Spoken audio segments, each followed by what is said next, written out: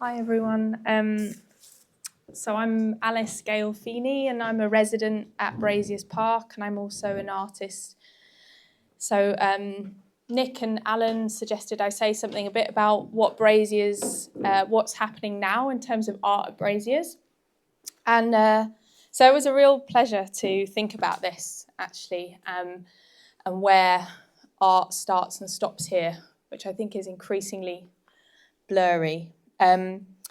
So yeah, I've been here for a year, so my experience is kind of based on the last year, and obviously there's many people that have been here for 20 years or more, so I have been chatting to them and they've kind of fed into this, but I suppose this is from my own perspective.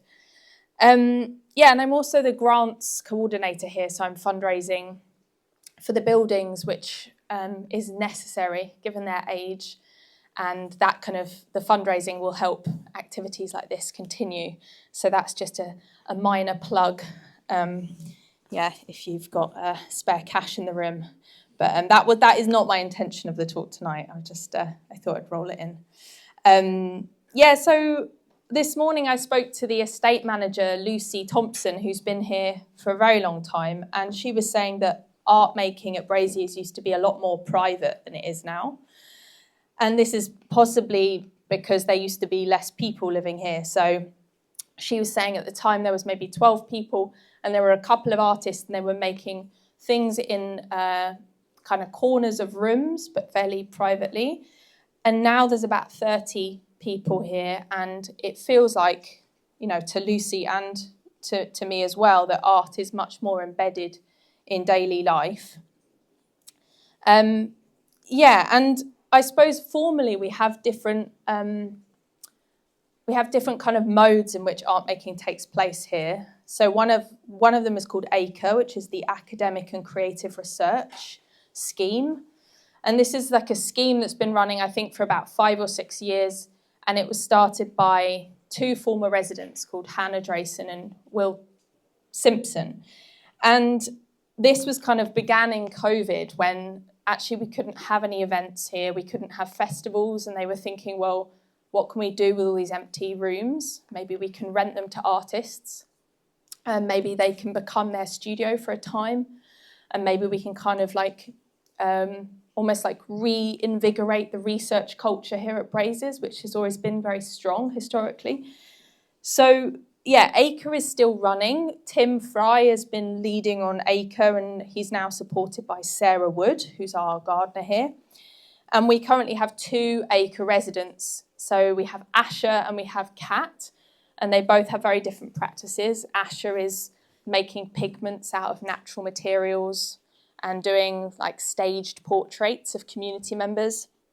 And Kat is working with mythologies and making kind of multimedia 2D works.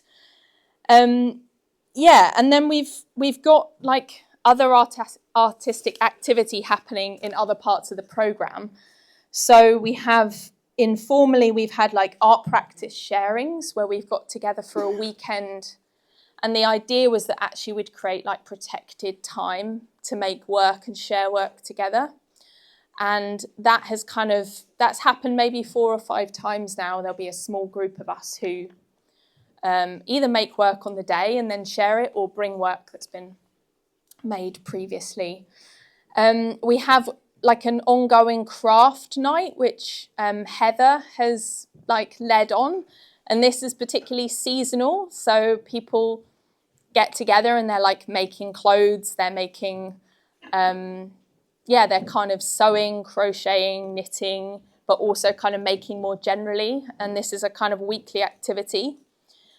We have like short story writers on site, essay writers on site, Sophie Cullington, Mara Arts. We've got like talented musicians, Simon, Matty, Tim, Becky.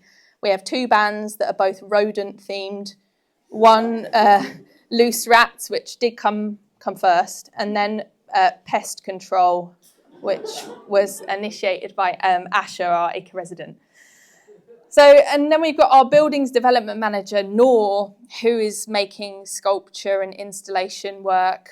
And she had an installation at Supernormal Festival. And I also performed a solo at the Braziers International Artist Workshop stage at Supernormal. And then we've got Kerry and Charlotte, who are helping restore our Apple store. Kerry is a filmmaker. He made an amazing site-specific film when he was a volunteer here about Braziers. And Charlotte has initiated ceramics, sort of pottery on site very recently. And then we have Caroline, I'm going to get your name wrong, Caroline Fitzstum. Yes. Sophie Cullington, Julia Bonnet, who shape the education and events programme. And this really enables like more activity to happen on site that crosses between like land-based learning, art making, craft making. And so we have them to thank for a lot of the artistic activity here. And then we've got like ex-Acre resident Phoenix, who initiated a cabaret night with our garden volunteers. We had a Gothic night with a remaking of I think it was an Edgar Allan Poe play. Have I got that right, Sophie? Somewhere? Yeah. Which was initiated by Sophie and Kelly and Asher, with other residents acting in it. And you know, for like we've also had long-term residents, Chris Davis, who have been wood carving here on site for many years, and John Buckley of the Headington Shark Acclaim, Pauline, who is a painter who's just left, Kesha, who is a jewellery maker who's just left. So it's quite hard not to name every resident in the community when I talk about what artistic activity is happening. And I think that's really exciting, but I'm also scared I've forgotten people's names. So I just really hope that you get a chance to meet the community and chat to people about what they're working on, because I kind of keep talking to people and find out that they're kind of privately like practicing something, you know, in the background of their daily tasks or whatever job they have at Braziers. And I think, I just think that that's what makes living here really exciting.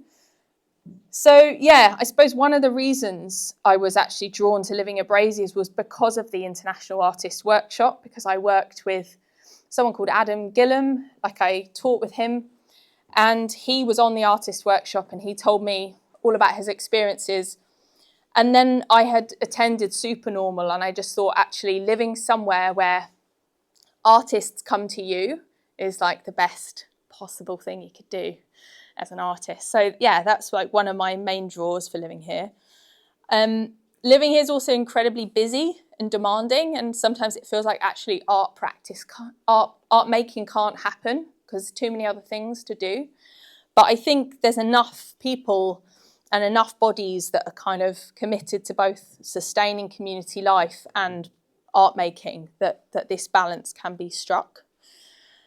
And I also just really hope that like the resonance or the residues or the resurgence of the International Artist Workshop can kind of continue to permeate what we do today. And I just hope that that both the sort of visible art practices and the private art practices can be sustained by Braziers for years to come. So thank you. Yeah.